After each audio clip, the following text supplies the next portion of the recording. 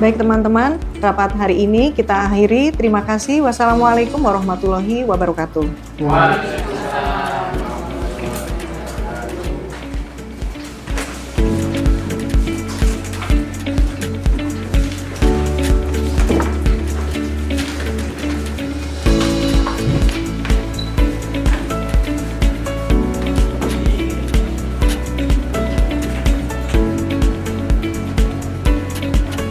Assalamualaikum Bu Heni. Waalaikumsalam. Gimana Mas? Izin Bu, saya mau ada yang didiskusikan dengan Bu Heni. Saya kira bisa minta waktu sebentar Bu. Oh iya, monggo. Silakan Mas.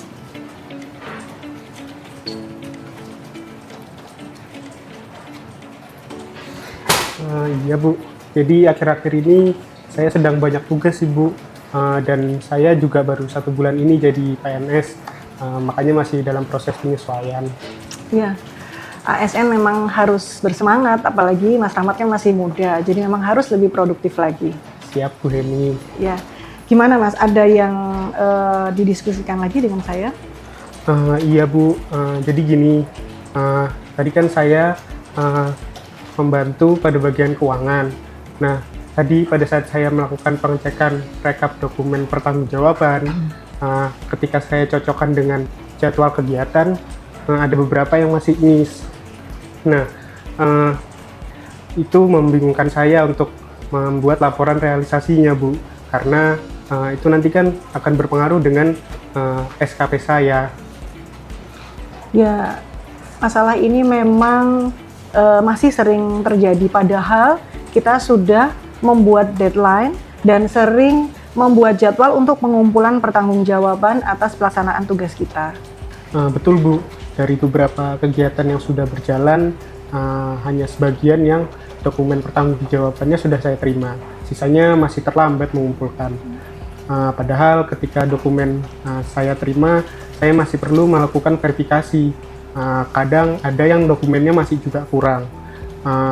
Hal ini membuat laporan realisasi juga akan terlambat, Bu. Padahal kita sudah ditarget untuk menyelesaikan laporan realisasi setiap triwulan. Ya, ini memang menjadi salah satu hambatan dalam mewujudkan budaya berakhlak yang terutama adalah pada komponen akuntabel.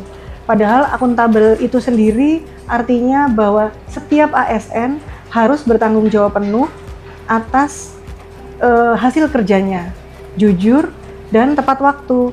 Nah, kalau dokumen saja terlambat menyerahkannya, bagaimana pertanggungjawaban kita untuk pekerjaan-pekerjaan yang lain? Benar sekali sih Bu.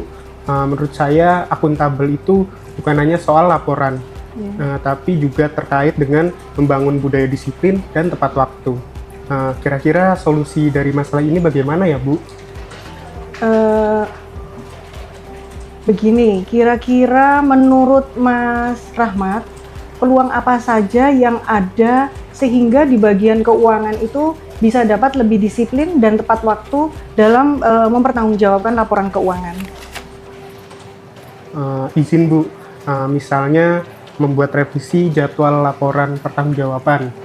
Kemudian ketika ada bagian yang bisa menyelesaikan tepat waktu dan dokumennya lengkap, bagaimana kalau kita memberikan alokasi dana tambahan ganti uang sehingga dapat mempertanggungjawabkan lebih banyak pada bulan berikutnya. Baik Mas Rahmat, terima kasih atas solusinya. Kalau begitu kita akan buat jadwal lebih ketat lagi terhadap pengumpulan laporan pertanggungjawaban keuangan. Setiap bagian yang telah melaksanakan kegiatan maksimal 7 hari sudah harus menyampaikan laporan kepada bendahara. Sehingga ketika bagian itu terlambat untuk meng-SPJ-kan, dampaknya adalah pihak ketiga yang harus kita bayarkan akan terlambat dibayarkan. Berikutnya, Mas Rahmat memang harus lebih konsisten untuk melihat progres penyerapan anggaran agar masing-masing bagian dan di bagian keuangan dapat saling mengingatkan. Nah, untuk permasalahan Mas Rahmat terkait pengisian SKP, sebenarnya dari percakapan kita tadi banyak hal yang dapat diambil atau diimplementasikan, terutama pada komponen akuntabel. Nah, untuk contohnya tadi adalah revisi jadwal yang lebih ketat. ini juga dapat diimplementasikan pada bukti kerja. Kemudian untuk reward, yaitu laporan realisasi pertanggungjawaban yang diberikan kepada bagian tepat waktu, itu juga bisa sebagai reward terhadap bagian yang tepat waktu. Kemudian saran saya untuk Mas Rahmat, dalam melaksanakan tugas yang dapat dituangkan di SKP, salah satunya tadi adalah Mas Rahmat sudah melaksanakan pekerjaan dengan teliti. Yang kedua, yang dapat diimplementasikan sesuai dengan komponen akuntabel adalah Mas Rahmat sudah patuh kepada aturan yang ada.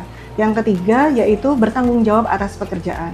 Satu lagi yang sangat penting adalah disiplin, di mana Mas Rahmat sudah konsisten atau disiplin dalam melaksanakan tugas dengan tepat waktu dan menyelesaikan tugas-tugas yang ada di keuangan. Wah, ternyata banyak ya Bu bentuk implementasinya.